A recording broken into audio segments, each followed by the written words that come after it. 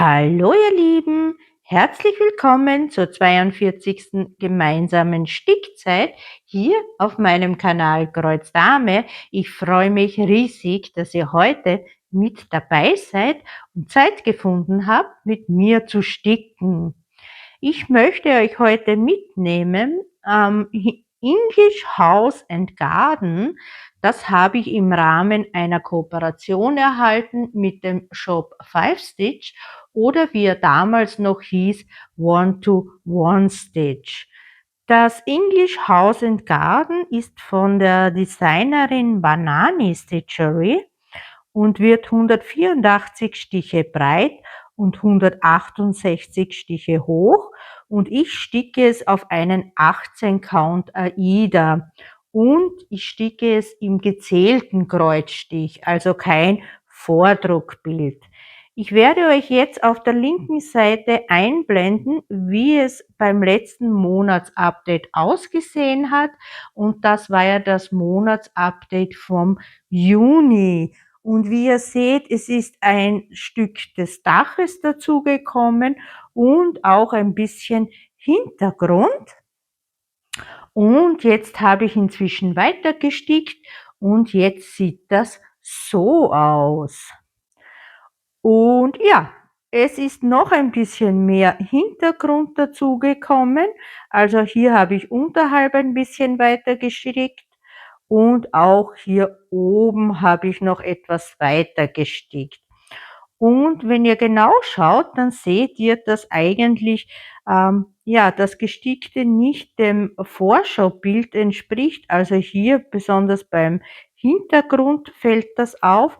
Aber wenn ihr das Thumbnail anschaut, dann passt das wieder überein. Also das Gestickte sieht genauso wie das Thumbnail aus. Warum das hier etwas anders aussieht, kann ich euch eigentlich nicht sagen.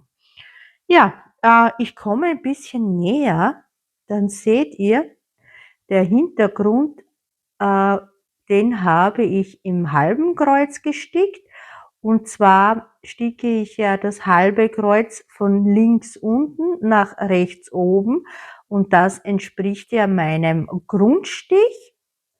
Und ja, der Grund ist ganz einfach. Ich möchte, dass das Bild eher dreidimensional wirkt, denn durch diesen Hintergrund kommt dann das Häuschen natürlich besser hervor.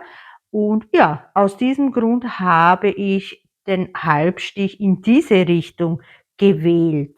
Ja, dann glaube ich, können wir auch loslegen. Ich denke, wir werden hier an dieser Stelle hier weiter sticken, entweder im Bereich des Daches oder auch noch im Bereich des Hintergrundes oder auch beides. Wir werden ja sehen, wie weit wir kommen. Hier habe ich schon die rechte Seite erreicht, also hier kommt nichts mehr dazu. Hier bin ich ganz am rechten Rand. Ja, meine Lieben, dann werde ich alles vorbereiten und wir sehen uns gleich wieder.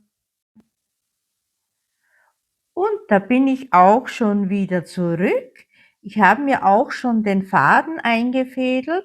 Ja, mittlerweile habe ich jetzt zum zweiten Mal neu gestartet, denn ich habe schon ein Stück gestickt, aber leider mich komplett verzählt und musste jetzt wieder zurück. Also ihr seht, ich habe hier gerade 4 halbe Kreuze gestickt, und zwar in diesem schönen Gelbton. Und dieser Gelbton ist die Farbnummer 11. Ich zeige es euch. Das erste Symbol, das rote Haar auf gelbem Hintergrund, Farbnummer 11, also einer der neueren DMC-Nummern. Obwohl von neueren kann man ja mittlerweile auch nicht mehr sprechen, denn diese Farbnummern sind ja auch schon einige Jahre alt. Ja, ich sticke jetzt am Hintergrund, also ich möchte hier weiter nach oben sticken, und ihr seht jetzt ganz gut die halben Kreuze im Video, und zwar sticke ich sie von links unten nach rechts oben ganz einfach, um das Bild dreidimensionaler zu gestalten. Also das halbe Kreuz entspricht meinem Grundstich und ich finde, dadurch ja, wirkt der Hintergrund tatsächlich wie ein Hintergrund und das Häuschen sieht so aus, als würde es im Vordergrund stehen. Also das ist jetzt meine Meinung. Natürlich kann man auch den halben Stich entsprechend des Deckstiches machen, ja, ganz nach seinen Vorlieben, aber ich finde es halt einfach schöner, wenn es mehr Tiefe hat und dreidimensionaler wirkt. So, aber jetzt machen wir ein paar Stiche. Es geht ja etwas langsamer voran, da ich mit Papieranleitung sticke. Und ja, obwohl ich mich hier wirklich konzentriere, geht es sehr langsam voran und ich verzähle mich immer wieder und muss dann wieder auftrennen. Also ich möchte gar nicht mehr zählen, wie oft ich mich schon verstickt habe hier an dem Hintergrund. Wahrscheinlich würde es ja auch niemandem auffallen, aber ja, ich weiß es, dass ich mich verstickt habe, also trenne ich das Ganze lieber auf, denn das lässt mir einfach keine Ruhe dann, auch wenn es vielleicht nur ein halbes Kreuz wäre, aber das stört mich so massiv. Wie gesagt, dann muss ich es einfach wieder auftrennen. So, wir haben da jetzt 4 und noch 2.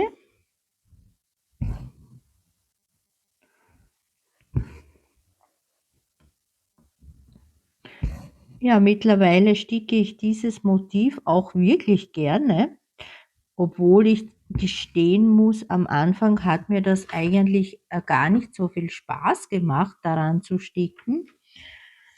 Aber jetzt macht es mir Spaß. Ich habe es mir ja wieder mit dem Glücksrad erdreht. Ich glaube jetzt schon das zweite Mal in Folge, dass es erspielt wurde. Ja, dadurch hat es auch schon einiges an Fortschritt bekommen und ja, ich finde, es kommt so, so schön raus und daher macht es mir auch wirklich Freude, an dem Bild zu sticken.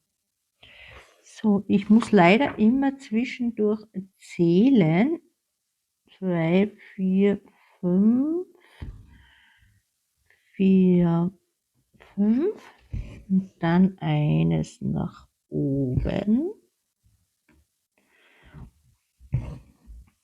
Ja, dann wisst ihr ja vielleicht, dass ich eine Verlosung hatte und zwar meine 500 Abonnenten-Verlosung. Ich hoffe, dass mittlerweile alle Gewinne angekommen sind. Also von einigen Gewinnern bzw. Gewinnerinnen habe ich ja schon eine Rückmeldung erhalten. Von anderen ist sie noch ausständig. Aber wie gesagt, ich hoffe, dass alle Pakete ihre Gewinner erreichen.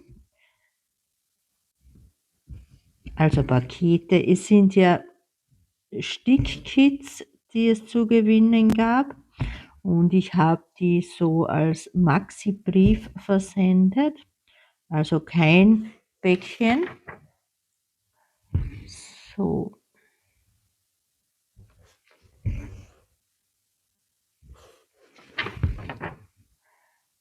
Dann geht's hier nach oben.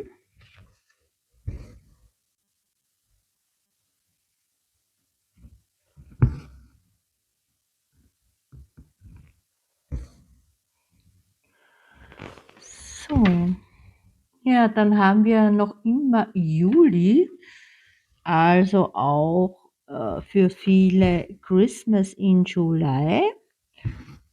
Also ich habe diesmal nicht daran teilgenommen und auch von meinen ertretenen Projekten, die ich in diesem Monat sticke, ist auch kein Weihnachtsbild, also oder Winterbild dabei. Naja, vielleicht die Laterne könnte man noch als Wintermotiv bezeichnen. Ja, dann nähern wir uns wieder schön langsam dem Monatsende. Monatsende heißt auch wieder Monatsupdate und ein Monatsrückblick. Ja, aktuell habe ich an fast allen Projekten gestickt,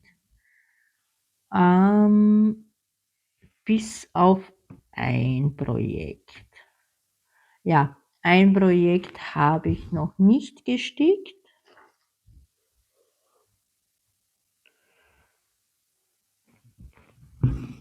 So, Moment, ich muss wieder zählen. Also ich muss sagen, mit dieser halben Kreuze ist es für mich noch schwieriger als mit den vollen Kreuzen. Komischerweise verzähle ich mich leichter bei halben Kreuzen als bei den vollen Kreuzen. Woran das liegt, kann ich euch nicht sagen.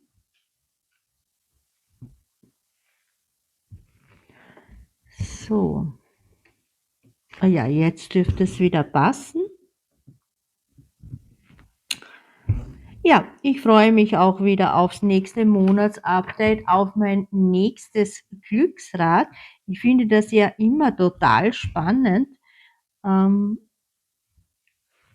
man vorher nicht weiß, was man nächstes Monat sticken wird.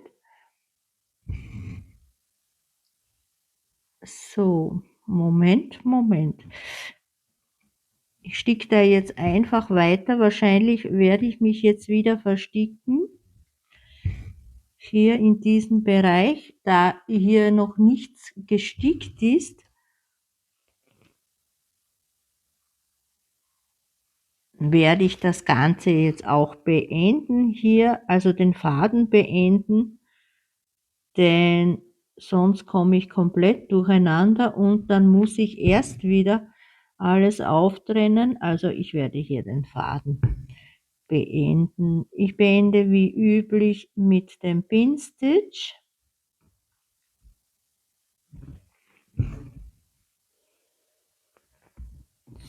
So.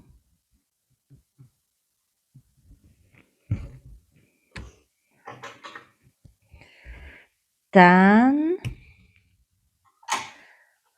gebe ich den Faden zurück auf die Garnkarte.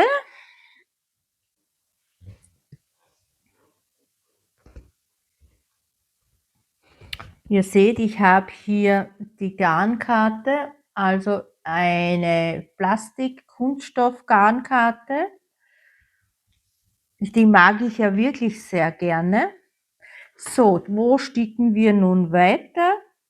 Und ich würde sagen, wir sticken hier am Dach weiter, hier in diesem Bereich. Das heißt, ich werde hier ein bisschen so, dass ihr besser seht.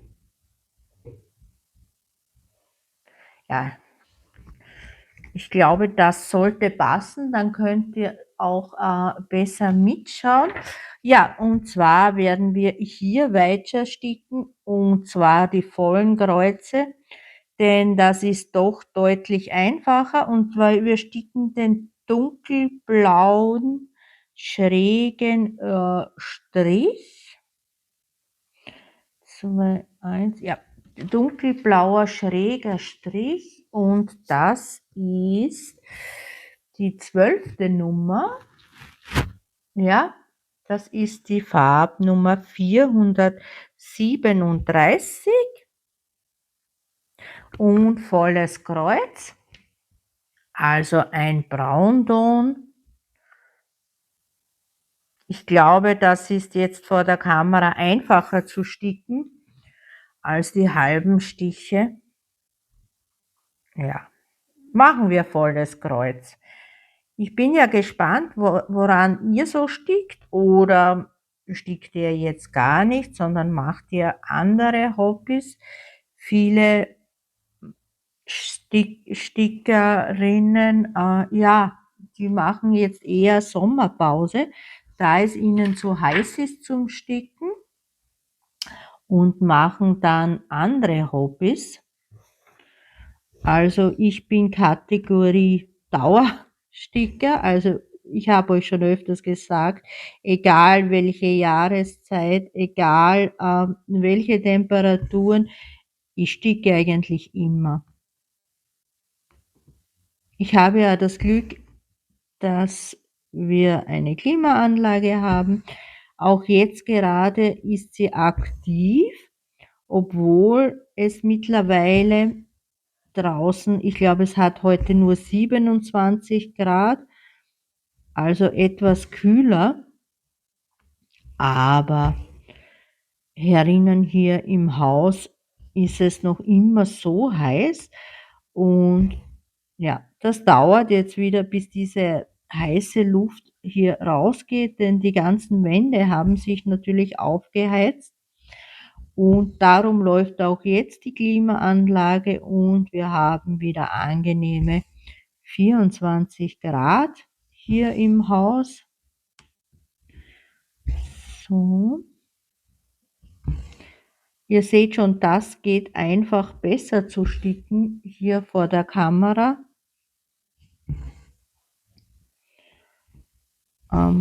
Einfach weil es großflächiger ist und ich mich nicht so sehr konzentrieren muss wie bei den Halbstichen. So, aber natürlich muss ich auch trotzdem zwischendurch zählen. So, das heißt einmal durch die Reihe.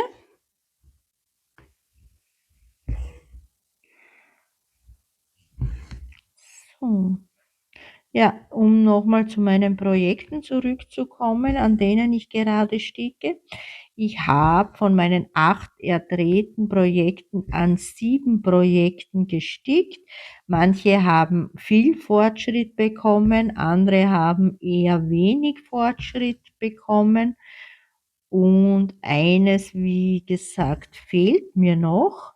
Das habe ich noch gar nicht gestickt. Aber ein bisschen ist ja noch Zeit bis zum Monatsupdate. Das wäre dann, ich denke, meines wird erscheinen am 31. Juli. Das ist wieder ein Freitag.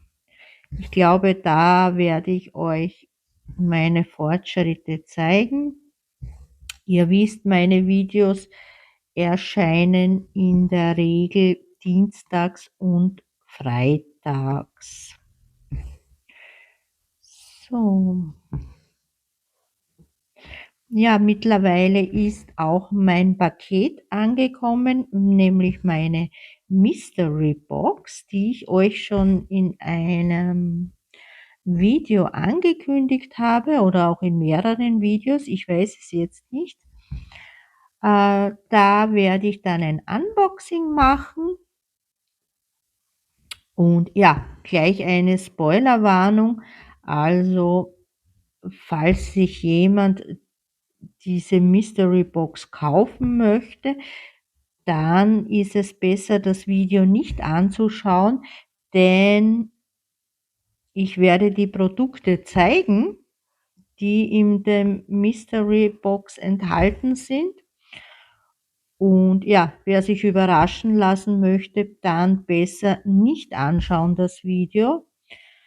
Ja, dann warte ich auch noch auf mein Kooperationspaket, und auf das warte ich wirklich, denn ich bin schon so gespannt, was da drinnen sein wird. Ich weiß nur, es wird ein Produkt sein, das es noch nicht im Shop zu kaufen gibt. So. Und ich habe ehrlich gesagt auch keine Ahnung, wann das ankommen wird.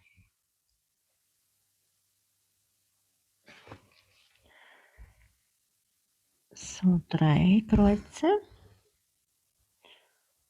Ja, also sollte es jetzt die Tage ankommen, dann werde ich das Kooperationspaket, also das Video dazu vorher abdrehen und ihr seht das Video zur Mystery Box etwas später.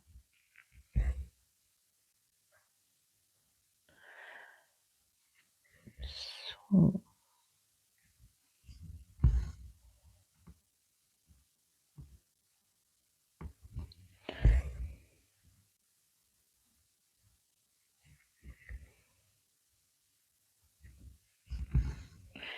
So, dann haben wir diese Reihe fertig. Dann haben wir an Kreuzen.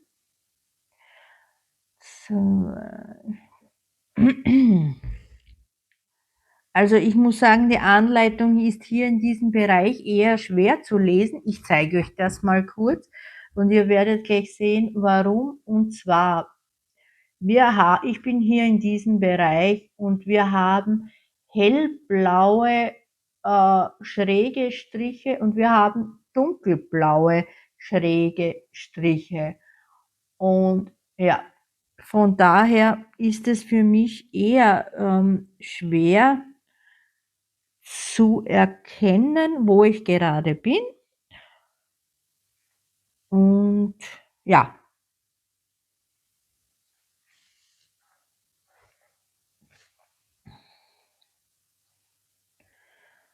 das heißt, wir haben auch hier 3 Kreuze.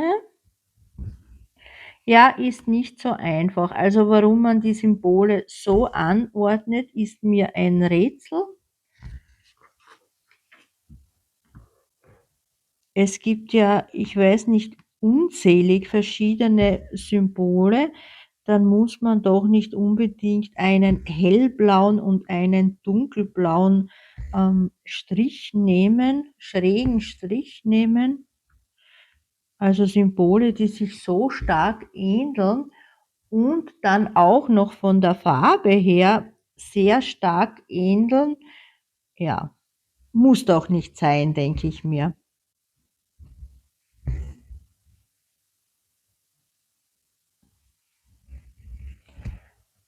So. Dann die nächste Reihe.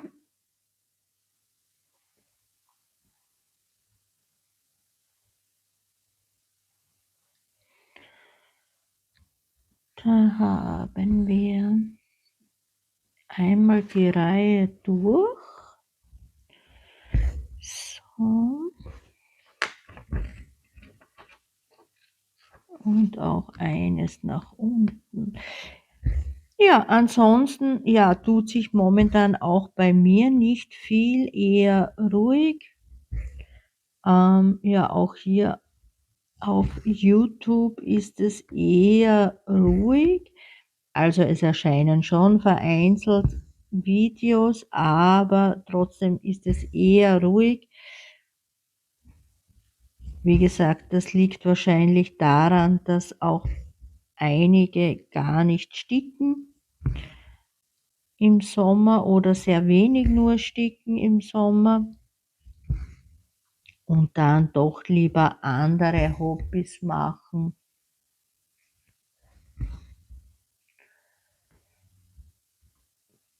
So, dann geht es hier nach oben.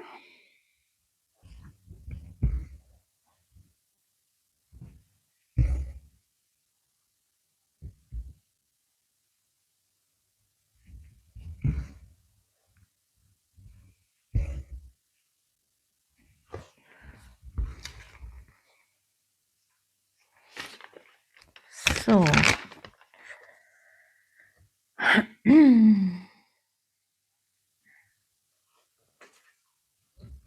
Ja, das letzte Video, das ihr gesehen habt, war ja der Neuanstich für dieses Monat, also für den Juli. Und da habe ich ja den Sonnenuntergang, also die Abenddämmerung, the Sunset Twilight, angestickt. Dieses Mal ein Vordruckbild und eines, das äh, wenig Konfetti hat und eher einfach zu sticken ist. Für nächstes Monat habe ich dann auch schon etwas geplant, aber das erfahrt ihr dann, ich würde sagen, beim Unboxing der Mystery Box. Ja, ich denke, da werde ich euch dann sagen, wie es aussieht mit dem Monatsanstich für August. So, ich muss leider schon wieder zählen.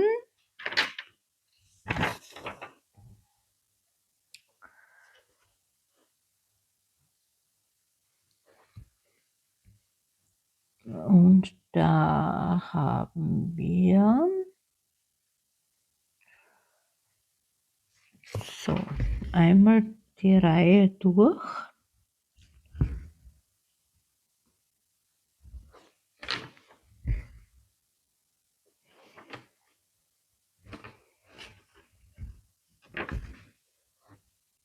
Und nach oben.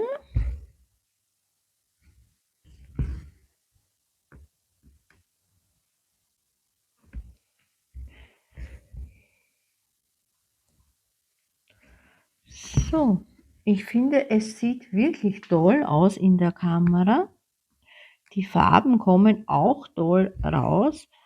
Also weiter unten im Bereich dann des Gartens, da gibt es dann etwas mehr Konfetti.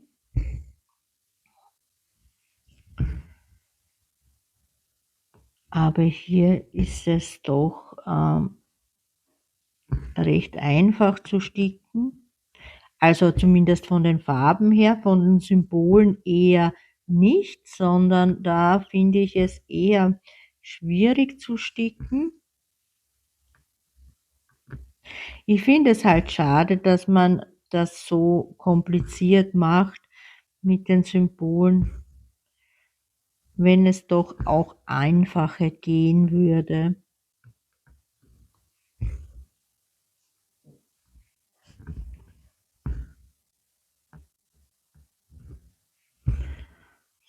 So.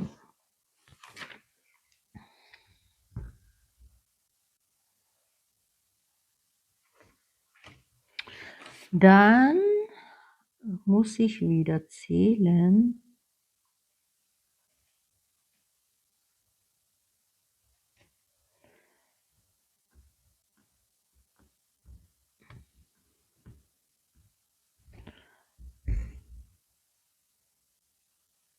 Und wir sticken bis zum Ende, also 2 Kreuze.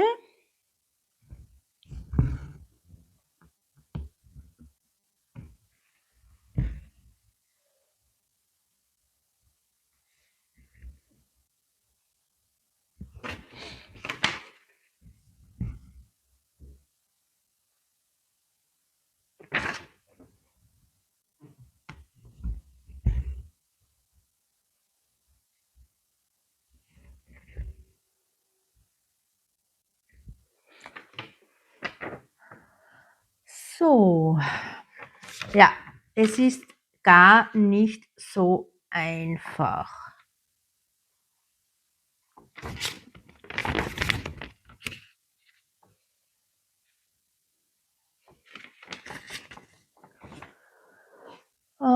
Ja, wo bin ich stehen geblieben? Also mir fällt es wirklich schwer momentan, mich hier zu konzentrieren, Bei der Papieranleitung,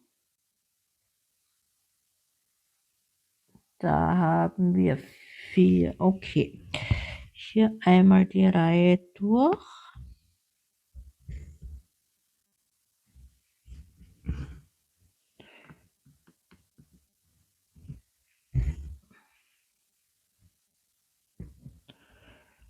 So. Also ich weiß den Pattern Keeper wirklich sehr zu schätzen, besonders wenn ich solche Anleitungen habe, erleichtert der Pattern Keeper das Sticken doch wahnsinnig. Äh, extrem halt, meine ich. Das, ja, ihr wisst, was ich meine. Man ist dadurch natürlich auch wesentlich schneller und ja, man verstickt sich auch nicht so häufig. So. Ich hoffe, ihr hört jetzt die Klimaanlage nicht, denn die hat sich gerade wieder eingeschalten, obwohl sie ist ja wirklich sehr, sehr leise, aber ich weiß nicht, wie man das jetzt im Video hört, ob das für euch störend ist oder nicht. Also ich selbst höre sie ja wirklich ganz, ja, kaum. Sie ist so leise. Aber im Video kann das durchaus anders rüberkommen. So. Okay, wieder ein Stück geschafft und dann geht's weiter nach oben. Und da bin ich so.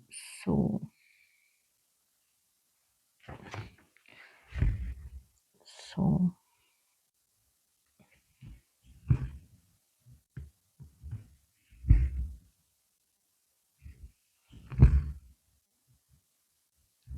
Ja, ich denke, viel habe ich ja heute nicht zum Erzählen. Darum werde ich dann das Video auch beenden. Soll ja nur ein kurzes Video sein, damit ihr auch hier die Fortschritte seht am English House and Garden. Sozusagen auch als kleines Lebenszeichen von mir.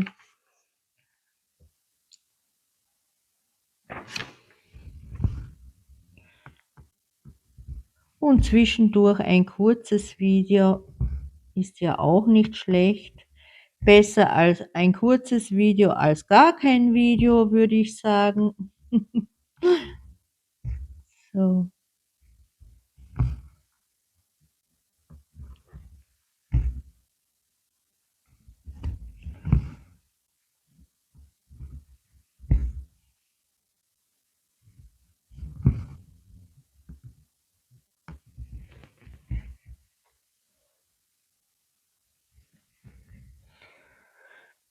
Dann, ja, würde ich sagen, ich beende das Video. Ich werde den Faden noch alleine fertig sticken und ja, dann würde ich sagen, meine Lieben, habt eine schöne Zeit. Ich hoffe, ihr habt auch ein wenig Stickzeit und habt auch trotz der sommerlichen Temperaturen Spaß am Sticken.